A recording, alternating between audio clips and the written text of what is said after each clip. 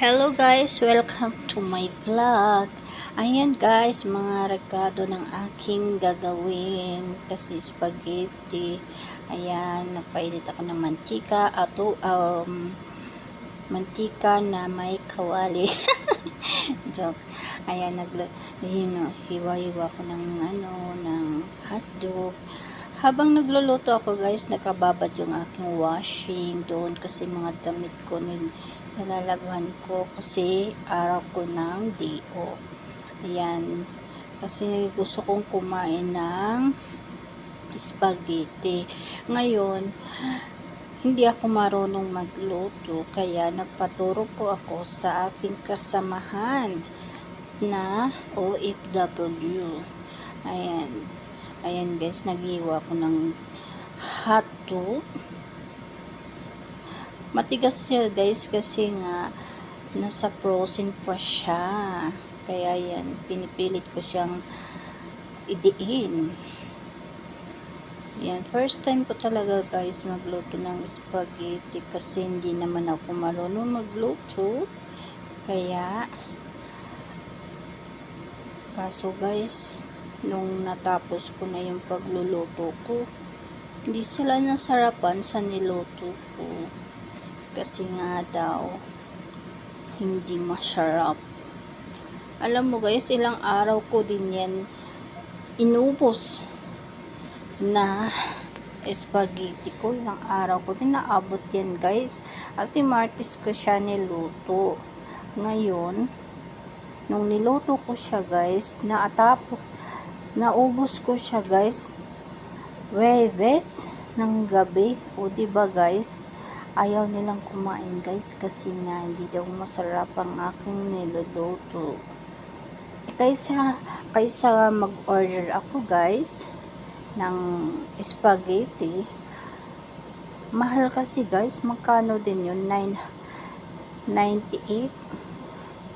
Hindi, mag-practice na lang ako magluto. Ayan, kaya hinanda ko na yung mga nagmikos-mikos na mga, kasi namimiss ko kasi kumain ng spaghetti. Hindi naman ako marunong, kaya pinapraktisan ko. Hindi ko kasi tansado yung mga, kasi yung ketchup dito guys maasim. Hindi ko alam kung paano lutuin.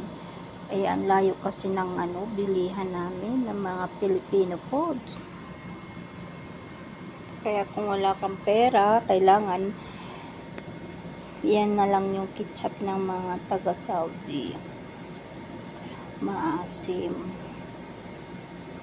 Kaya yan guys, alam mo, mahirap pala talaga guys yung magluto ka, tapos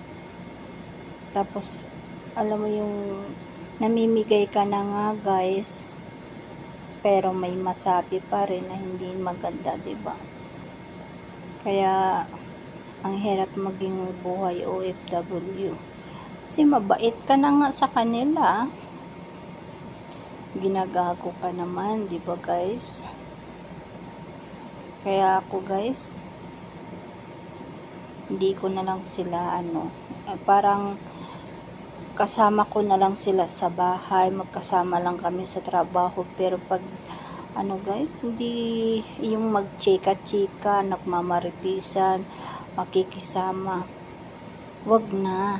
Hindi, dati ganun ako guys, makikisama ako sa kanila, kung saan sila pumunta, sumasama ako. Pero ngayon, hindi na guys, kasi ang hirap pala ng ganun, yung nakikisama ka na nga, ikaw pa masama, ikaw pa yung hindi maganda, na ikaw pang ididiin sa amo mo, ikaw pa isusumbong. Kasi first time kong pumunta dyan, kasi pangalawa ko ng employer to. Ang nangyari, sumasama ako sa mga kasamahan ko sa trabaho. Pag umaalis sila guys ng gabi, pumupunta sa sa mga lalaki, sa mga Diyos ko, mag coffee. Sumasama ako guys. Oo nga. Ayan na. Tapos ayun, Marites ako guys ngayon kasi nga ako lang mag-isa ngayon nag-day off sa kwarto na to. Yung mga kasama ko sa kwarto nasa trabaho, kaya pwede ako ngayon magmarites. Ngayon guys, sumama ko sa kanila. Pagkatapos pagsama ko guys, ayun, yung nagyaya na mag-swimming. Nag-swimming kami guys. Anong oras kami umuwi? Madaling araw, aga na. Mga alas 11 ng umaga na yun guys. Kasi doon na kami natulog sa istiraha. Alam mo, ilang araw din na hindi na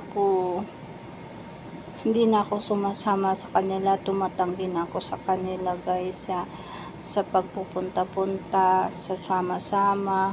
Kasi pag sumakay kasi ako ng sasakyan guys, nasusuka talaga ako. Hindi ako hiyang magbiyahe. Kaya yun talaga yung number 1 ko din na ayaw kong sumasama sa kanila, at lalong umiiwas din ako guys sa mga gastusin. Oo nga guys, yung sama-sama ko din sa kanila, libre naman guys, wala naman akong bayad sa pamasahe kasi mga boylets nila ang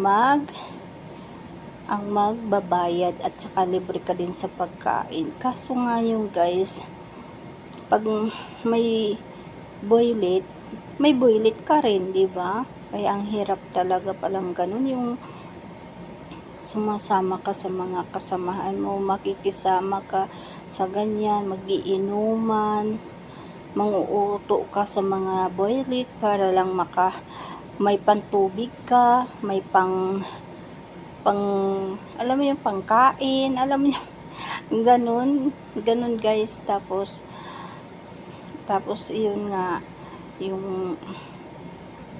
yung time na yun guys, ilang araw akong hindi sumasama sa kanila.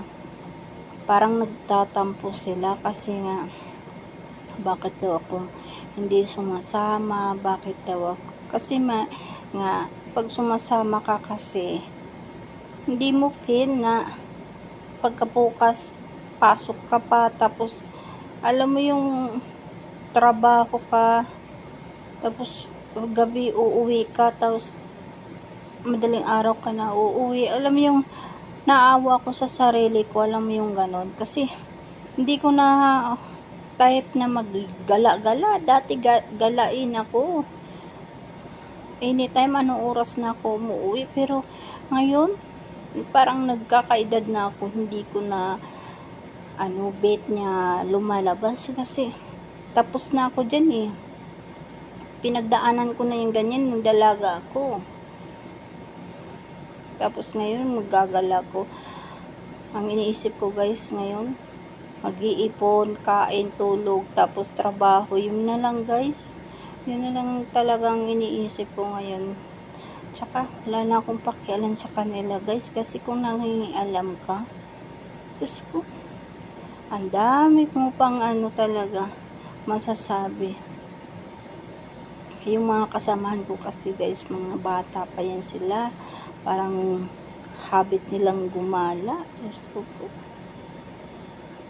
Ngayon okay na ako ngayon guys, kasi natutunan ko din sa kanila kung paanong ganyan. Hindi ko naman naranasan yan dati, pero ngayon umiiwas na lang ako.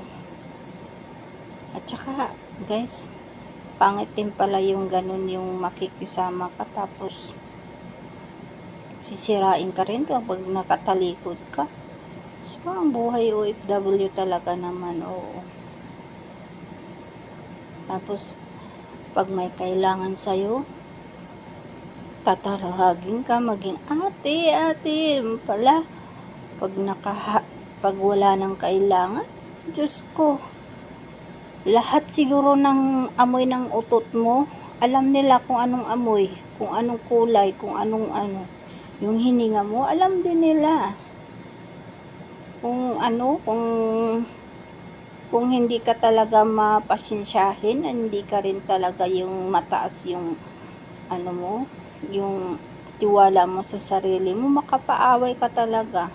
Kaso, ang iniisip ko na lang guys, dinadasal ko na lang, si Lord nang bahala. Hindi ko na kailangan, yung ipagtanggol yung sarili ko sa mga ganyang bagay kasi alam ko sa sarili ko at kilala ko sarili ko kung ano ako. Kasi kung yung mga ginagawa nila sa akin na mga yung nagpaparinig na mga ganyang salita, hindi na guys, hindi na ako hindi ko na kailangan ng ipaglaban ko pa kasi tatalo ka rin eh. Ang Panginoon na lang bahala sa kanila, yun na lang talaga guys. Hindi ko na kailangan sila na ako pang gumanti, ako pang hindi na. Bahala kayo dyan, kayo na bahala dyan. Basta, pag sinaktan nyo lang talaga ako physical, ay nako, lalaban ako. Yung mga salita nila, lalabanan ko sila. Pero yung tama naman guys, hindi naman ako yung hindi ko naman ugali din na magpapaparinig. Hindi. Pag narinig ko yung ganyang bagay na ako talagang pinag-uusapan nila, nagsasalita din ako. One time guys, naglinis na ako sa sa salon, kasi salon kami nagtrabaho guys. Naglinis na ako sa counter. Alam mo ba, yung kasama namin na isa, pero yung kahira namin nagsabi na na hindi daw nalinis yung counter. Ngayon, yung kasama namin na isa, alam mo kung anong sabi? Hindi daw malinis yung counter, marumi daw. Ngayon, hindi mo na ako nag-react. Pinuntahan ko doon yung kahera. Tinanong ko talaga guys, kasi ayoko kasi yung ganun. Pumunta ko doon sa kahera, tinanong ko siya. Alam mo ba, ikaw ba nagsabi? Sabi ko, ikaw ba nagsabi na hindi malinis yung counter na to? Sabi ko ganun. Sabi niya ganun. Hindi. Kasi, yung kasama ko pala guys, nagmamap siya. Yung map kasi niya, basa. Ngayon, nung dumaan daw siya na bakat yung kanyang sapatos sa paglalakad, kaya marumi naman talaga tingnan kasi basa pa yung map, di nagbasa-basa, di siyempre paglakad ng kahira pangit, diba? Kaya nagsalita siya na linisin ulit daw yung, kasi nga yung bakat ng kanyang sapatos marumi. Kaya sabi ng kasama, di okay na. Tinanong ko na siya, sabi niya, hindi ikaw, sabi ko. Sabi ng kahera, okay, akala ko ako. Sabi, kasi ako nga guys, may tuka-tuka kasi kami sa trabaho sa salon. Ako taga-walis, tapos taga-punas ng ng mga tiles doon sa mga table nila, ganyan, sa counter. Ako din ang nagpupunas, mga upuan nagpupunas, yun lang. Tapos iba naman yung taga-tapon ng basura, iba din yung nagmamap. Ayun, nagulit na naman guys nung gabi.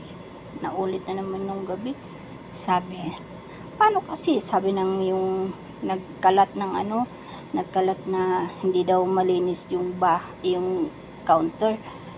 Kasi yung kahira kasi namin nagsasalita talaga yun. Sabi yung ganun. Paano kasi hindi daw malinis yung yung counter, kaya marumi. Alam mo guys, sumagot talaga ako. Paano hindi malinis? Hindi naman daw sinabi niya na hindi malinis yung counter. Kasi sabi nga daw niya, nagmap daw si yung kasama ko. Tapos basa pa yung map. Siyempre naglakad siya, naapakan niya yung basa, kaya nabakat-bakat yung paa niya. Hindi hindi nalinis yung pagwawalis ko doon. Sabi kong ganun. Kasi gigil na gigil yung kasama ko, guys. Kasi nga, pag nagwawalis kasi ako, tinitingnan ko yung area namin na wala namang kalat. O di hindi ko walisan, di ba? Guys, tapos kung niwawalisan ko naman, pero ano lang, yung pili lang, yung ganun. Ganun lang ako magwalis kasi siyempre, ang lawak din ng walisan namin. Yung mga gilid-gilid lang naman ng ano ko, yung sa gitna, hindi ko masyadong niwawalisan kasi nga, hindi naman marumi, tingnan, at saka wala namang ano, basta sa gilid lang talaga ko niwawalisan. Ayun lang talaga, kasi nandoon naman nasiksik yung mga buhok, mga kuko, yung mga ano, sa ilalim ng kurtina, sa ilalim ng ano, kasi malalaki, mahaba yung mga kurtina dito sa ano. Tapos yung upuan, siyempre tatanggalin mo kasi may mga kuko, may mga buhok, o, di ba? Tapos nung nagsalita ako, guys, tumahimik siya. Di ba? Hindi ka ba maiinis sa mga ganyang kasama mo? Akala nila hindi ako magsasalita ng mga ganyang bagay. Diyos ko. Kaya ang hirap talaga, guys, na magsalita ng hindi maganda sa kapwa. Gusto ko kasi yung pag nagsalita ka, yung totoo. Hindi yung ano. Kasi alam mo, pag one time na may mali ako, napapansin ko lang, guys, pag may mali ako, nagsasalitain sila ng mas hindi maganda sa akin. Kasi nga, dati, guys, hindi talaga ako nagsasalita kahit mali sila. Kasi matanda ako sa kanila eh. Kahit mali sila, sige lang, okay lang sa akin. Pero ngayon, guys, namumuro na sila. Sobra-sobra na yung mga pang-aapi nila sa akin. Diyos ko. Kaya ngayon, basta hanggang tama ako, pagtanggol ko sarili ko. Hindi ka papitiks-pitiks na mga, okay lang yan kasi bata pa naman yan sila. Yan ang ano ko reason dati, guys. Yung mga, intindihin ko pasensyahan ko na lang siya kasi bata pala sila. Hindi nila alam yung ginagawa nila. Alam mo yung ganun ako, guys, dati. Ngayon, Diyos ko. Ay, nako. Hindi talaga pwede. Ayaw ko talagang ay! Nagsasalita ako. Ay nako, guys, alam mo ba, naririnig ako ng ano, ng aking mga mata dito. Nakakaloka. Ay, ayan, guys, yan, naluluto na yung aking spaghetti sauce. Ayan, alam mo, nagluto ako kasi nga, takam na takam talaga ako sa spaghetti, guys. Gusto kong kumain ng spaghetti, guys. Kasi pag nagluluto sila, guys, ng spaghetti, hindi nila ako binibigyan. Kasi pag binibigyan nila ako, guys, alam mo kung anong sasabihin nila sa akin, guys? Baka naman, magluto ka naman kasi lagi ka na lang kumakain sa amin. Sabing ganun. Patikim naman ako ng luto mo. Alam mo yung, guys, alam naman nila na hindi ako marunong magluto. 'Di ba? Oo nga, meron nga akong mga rekado, meron nga akong mga stock na pagkain, pero hindi ako nagluluto, guys, kasi hindi naman ako marunong. Pag nanonood ako, guys, pag gusto ko talagang kumain ng ganyan, ganun, alam mo ba, ang ginagawa ko, nanonood muna ako sa YouTube bago ako magluto. Diyos ko po, grabe. Kaya, ayan. Ay, nako. Nagpapaturo ako sa kasamahan ko. Yan, tinitikman niya. Pero, alam mo, guys, nangyari dyan. Ilang araw ko din yan inubos, guys. Kasi hindi pala daw masarap. sabi lang is lasang spaghetti pero hindi nila naubos ang kumain. No, di ba? Nung ikaw na nagluto, binigay mo na yung the best mong pagluluto pero hindi rin pala masarap. Kaya pag anuhan ko na lang, pasensyahan na lang. Kasi hindi ko kasi, pag nagluluto kasi ako ng spaghetti dati, ano naman yung Del Monte, ito kasi hindi ko, ano talaga eh, yung ano ba yung ketchup nila, maasim. Kaya yun, ilang araw ko din naubos yan guys, Huwebes, o diba, sarap-sarap. Pinaglalagay-lagay ko na lang sa ano guys, sa Tupperware, sa mga baonan, para pag isang ano ko na lang, salang, lagay ko. Diba? Hirap talaga guys magbuhay OFW. Kung kayo ay buhay mag OFW na ko, kung kaya nyo ipagtanggol yung sarili nyo, ipagtanggol nyo. Huwag kayong yung kagaya sa akin na yung anong tawag doon, yung sige, pabayaan na lang natin sila kasi bata pa naman sila. Wag, ganun. Basta kung anong tama, yun gawin mo. Huwag lang yung mga bagay na hindi karapat dapat. Kung mali ka na nga pag tama mo pa talaga, huwag ganun. Basta yung hanggang tama ka, paglaban mo sarili mo. Diba? Hirap-hirap kasi yung ganun.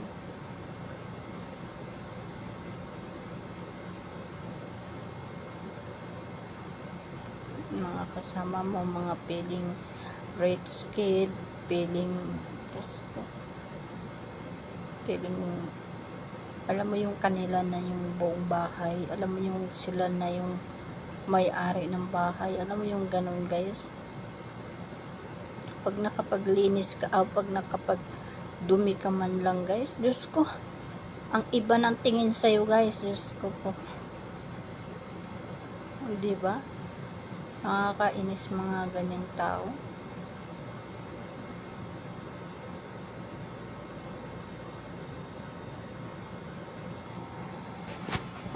Kaya iwas talaga. Iwas talaga guys ang mga marites sa buhay ko. Ay naku, hindi talaga masarap yung, alam mo yung niluto ko, sobra talaga yan sa ano, yung tawag yan, durog-durog na yan. Hindi maganda, dikit-dikit siya. Dapat pala ano ko siya, ano.